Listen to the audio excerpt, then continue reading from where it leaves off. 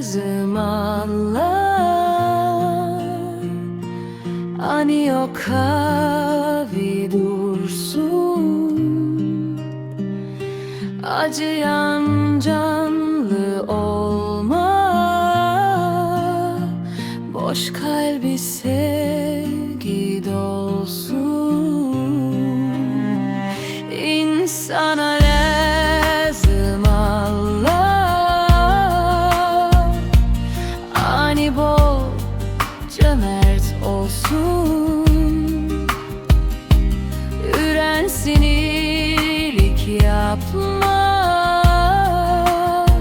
Sonsuzluğa o kavuşsun.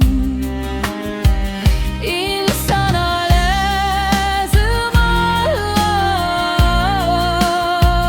Kurtulma günahlardan, hayırsızlıktan kaçma. Akına olma insan. İnsana lazım Allah. Duada rahatlık bulsun. İnsana lazım Allah. Biriciklen solusun.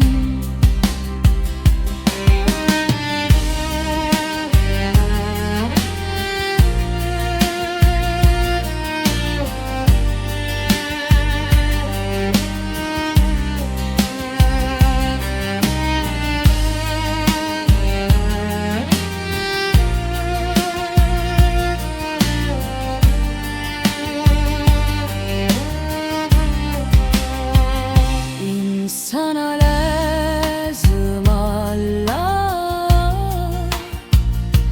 Göklere yolu bulsun. İnan da temel kurma.